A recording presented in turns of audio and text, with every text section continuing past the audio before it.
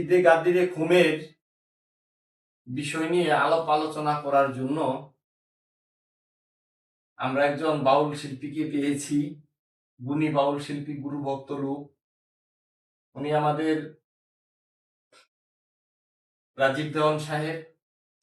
তো দাদাজানের কাছ থেকে আমরা ঈদের গাদিরে ঘুম সম্পর্কে, মাওলার অভিষেক সম্পর্কে আমরা কিছু শুনতে চাই। দয়া করে বলবেন। জয় গুরু। জয় গুরু। ধন্যবাদ বাউল শিল্পী যুবরাজ দেওয়ান, তাকে ধন্যবাদ জানাই। সেই সাথে তার গুরু সুফি আজমের সদস্য সাদেক আল চিশতি নিজামী, তাকে প্রাণ ভরে ভক্তি করি এবং তিনার যিনি গুরু খাজা হাসিবুল হক চিশতি চুয়াডাঙ্গা কোরআন গবেষক, তার দরবারে এবং তার চরণে ভক্তি করি। আজকে যে দায়িত্বটা আমাকে দেওয়া হয়েছে যে কথাটা বলার জন্য, আসলে এই কথাগুলো যদি একটা বাউল না, একটা মানুষ যদি সঠিকভাবে জানতে পারে, তাহলে সে গুরুবাদী হওয়াটা নিশ্চিত স্বাভাবিক। তো এই গাদিরে ঘুম বিষয় নিয়ে অনেক মতভেদ আছে। তো আমি ক্ষুদ্র একজন মানুষ, গুরুমুখী বিদ্যা শিখছি, আমি খুব লেখাপড়াও জানি না। তো আমি যতটুকু জানি ততটুকু আমি আপনাদেরকে শোনাচ্ছি। এই গাদিরে ঘুম 18 জিলহজ রাসূল পাক সাল্লাল্লাহু আলাইহি ওয়াসাল্লাম যখন 16 লক্ষ সাহাবাদের নিয়ে মরুভূমির প্রান্তে দিয়ে চলছেন, তখন উনি ওই বছরে ছিল তার একটাই হজ করছে জীবনে, সেটার নাম হলো বিদায় হজ। এই বিদায় হজে উনি একটা গাদিরে ঘুম নামক একটা জলাশয়, ওখানে 3টা উট দাঁড়া করলেন এবং উটের পৃষ্ঠে উনি একটা সিংহাসন রাখলেন। সিংহাসন রাখার পরে উনি ওই সিংহাসন উঠলেন এবং মাওলা পাক হযরত আলী করিমুল্লাহর যুগে আলী আলাইহিস সালামকে উনি উঠাইয়া 6 মাসের একটা শিশু বাচ্চার মতন উনাকে এইভাবে ধরে বলল যে, তোমরা আমাকে কেমন ভালোবাসো সমস্ত সাহাবাদের। সাহাবারা বলল, ফাদাকাই রাসূলুল্লাহ, আমার জানমাল ইজ্জত, আমার কাবা, কুরআন হাদিস যাই বলেন সবচাইতে বেশি আপনাকে বেশি ভালোবাসি। তখন বলল, তাহলে আজ থেকে তোমরা আমার একটা কথা মানো। কি কথা? আজ হইতে মান কুনতুম মাওলা ফাজা আলিউল মাওলা, আমি যার মাওলা আলী তার মাওলা। আরেকটা কথা উনি বললেন, তা আনা মদিনাতুল ইলমি ওয়া আলী বাবুহা, আমি যদি এলেমের শহর হই, তাহলে আজ হইতে মাওলা আলী তার দরজা। আমার কাছে আসতে হলে মাওলা আলীর দরজা দিয়ে আসতে হবে, আর যেতে হলে মাওলা আলীর দরজা দিয়ে যেতে হবে। তাইলে আমার মাওলা পাক হইল আলী অলি বানানের ফ্যাক্টরি। যদি কারো নজর রাখে সে অলি হয়ে যায়, কারো যদি সানজর করে তাহলে সে নিস্তব্ধ হয়ে যায়। এই পাকওয়ান জাতের সম্মান আমার রাসূল পাক সাল্লাল্লাহু আলাইহি ওয়াসাল্লাম যখন 16 লক্ষ সাহাবাদের বললেন, আজ হইতে আমি যার মাওলা আলী তার মাওলা, শুধু এটা বলে উনি থামেননি। 16 লক্ষ সাহাবাদের মাওলা আলীর কাছে সেদিনকে বায়াত গ্রহণ করেছিল। যখন বায়াত হইল, বলল যে আজ থেকে তোমরা আমাকে যারা মানো তারা আলীকে মানবা, যারা আমার কথা শুনো আজ হইতে তারা আলীর কথা শুনো। তাদের আলী হইল নবত।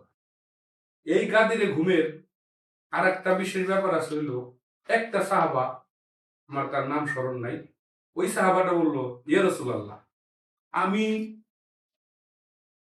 আপনার সব কথাই আমরা মানছি, আজকে মাওলায়ের দান করতেছেন মাওলা আলীকে আপনার মেয়ের জামাই দেখে না আপনার স্বাস্থ্য ভাই দেখে?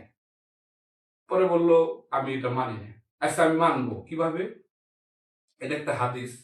বললো, আমি এখান থেকে 10 গজ দূরে যাব, যাওয়ার পরে যদি আপনার কথা সত্য হয়, তাহলে আমার আকাশ থেকে একটা শিল বা পাথর পড়ে আমার যদি হত্যা হয়, তাহলে আমি আপনার কথা মানবো, আর যদি হত্যা না হয় তাহলে মনে করবো আপনার কথা যুগ। রাসূল পাক হাসিতে বললেন, দেখো, যতক্ষণ পর্যন্ত আল্লাহ মুখ না খুলে জিব্রাইল মুখ খুলে না, আর জিব্রাইল যতক্ষণ মুখ না খুলে আমি মুখ খুলি না। তো আল্লাহর কথাই আমি আমি কিন্তু বলি, আমি কিন্তু আমার বানাইটা বলি না। বললো ইয়া রাসূলুল্লাহ, তাইলে আমি দেখবো। যখন যাইতেছে মাঝামাঝি দূর যাওয়ার পরে একটা আকাশ থেকে শিল বা হাদিস এরকম আছে, শিল বা পাথর পইরা ওনার ছোট মাথার মাথার এখান দিয়ে ঢুকে, তালু দিয়ে ঢুকে পায়খানা রাস্তা দিয়ে উনি বেরোয়, সাথে সাথে উনি মৃত্যুবরণ করলেন। তখন সবাইকে বুঝতে আর বাকি রইল না যে মাওলা আলী একমাত্র মাওলা রিসালাতের প্রাপ্ত। সেদিন থেকে ১৬ লক্ষ সাহাবাই মাওলা আলীর কাছে বায়াত হইল। তাহলে ১ নম্বর সাহাবা, ওই হাদিস অনুসারে বোঝা যায় ১ নম্বর সাহাবা হলো আমার মাওলা আলী। এখন পর্যায়ক্রমে আমরা বিভিন্ন ভাবে তাকে ৪ নম্বরে আনছি। এটা নিয়ে আমার কোনো বলার কিছু নাই, এটা যারা করছে তাদের ব্যাপার, এটা নিয়ে আমাদের কিছু বলার। তবে আমাদের কাছে মাওলা আলী শ্রেষ্ঠ। মাওলা আলী আলাইহিস সালাম, মা ফাতেমা আলাইহিস সালাম, ইমাম হাসান আলাইহিস সালাম, ইমাম হুসাইন আলাইহিস সালাম, এই পাঁচজন পবিত্র ৫টি দেহ, পবিত্র ৫টি ইশক, পবিত্র ৫টি নূর হয় রাখলে।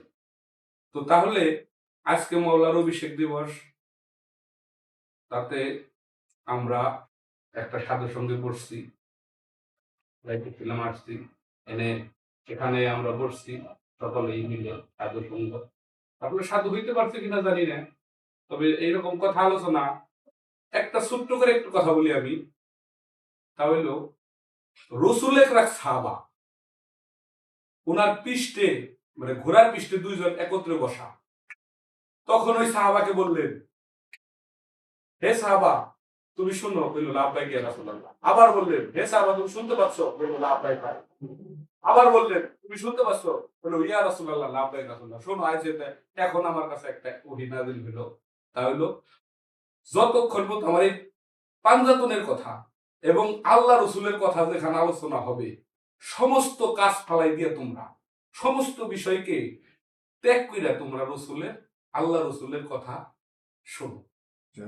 আমি একটা পাপী মানুষ, আমি এই কথাটা বললাম, এখানে সাধুগুরু বৈষ্ণব যারা আছেন সকলে আমার কথাটা শ্রবণ করলেন, তো আমি ধন্যবাদ জ্ঞাপন করি সবাইকে। আরেকটা কথা হইলো, আমরা একটা হাদিস জানি যে নবী বলছে বিদায় হজের বাদে কুরআন আহলে বায়াত আহলে বায়াত আহলে বায়াত, এটা হাদিস।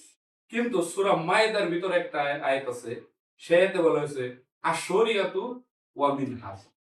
শরিয়া মানে কুরআন, মিনহাজ মানে হলো খুদাবাপ্তির স্পষ্ট পথ। এখানে বিভিন্ন আলেম উলামারা সেটা খুদাবাপ্তির পথ স্পষ্ট পথ না, গুরুপথ। গুরুবাদী ছাড়া, গুরুপথ ছাড়া আর কোনো স্পষ্ট পথ নাই, আর কোনো নাই। তাহলে বোঝা গেল যে আহলে বাইতের কথা সত্য হয়, কিন্তু কোরআন সাক্ষী দিতেছে আর শরীয়ত ও মিনহাজ, কোরআন এবং খুদাবাপ্তির স্পষ্ট পথ, যেটাকে বলা হয় সিরাতুল মুস্তাকিম। ধন্যবাদ জানাই সকলকে। তো আমি মনের ভাব থেকে আমি একটা কালাম সকলকে শুনাইতেছি। এই গানটা দয়া করে কেউ নেগেটিভে নেবেন না, একজন লিখছে, আমি গাচ্ছি। ওরে নবীর আহলে বায়াতের উপর যে বান্দার নাই মুহাব্বত, ওরে আহলে বায়াতের উপর যে বান্দার নাই মুহাব্বত, এইভাবে কাট্টা কাফের দোজকের কীট নবীর শাফায়াত পাইবা না, নবীর শাফায়াত। হুজুর রসুলুল্লাহ বলছে, কাল হাসরের ময়দানে দেখো আমার আহলে বায়াতের প্রতি যার দিলে এক বিন্দু মুহাব্বত আছে, তাকেও তোমরা জান্নাতবাসী করে দাও। তাহলে পাকপান যাত না, আহলে বায়াতের প্রতি যার মহব্বত নাই, তার কোন ইবাদতই কাজে লাগতেছে না। কি বলছে? সারা জনম নামাজ পড়তে পড়তেও যদি তোর দেহটা গরজ ফানা, আরে পাঞ্জাতনের উপরে গোজারা মুহাব্বত রাখলা না। নবী কয় হজ যাকাত সে যতই করুক সকলই হবে বরবাদ। আরে হজ যাকাত সে যতই করুক সকলই হবে বরবাদ, কাট্টা কাফের দুজকের কীট নবীর শাফায়াত পাইবা না, নবীর শাফায়াত। আরে মান কুন্তু মালাহু বলে বলছেন দিন দেওয়ানা, ভাজা আলিউল মাওলা হাদিসে বর্ণনা। মান কুন্তু মালাহু বলে বলছেন দিন দেওয়ানা, মাওলা হাদিসে বর্ণনা। আরে আমার আলীকে যে ভালোবাসে রশিদ কয় হইয়াই উম্মাত, আমার আলীকে যে ভালোবাসে রশিদ কয় হইয়াই উম্মাত, কাটা কাবের দোজকের কীট নবীর সাফায়াত পাইবা না, নবীর সাফায়াত পাইবা না, দয়াল নবীর সাফায়াত। জয় জয় জয়।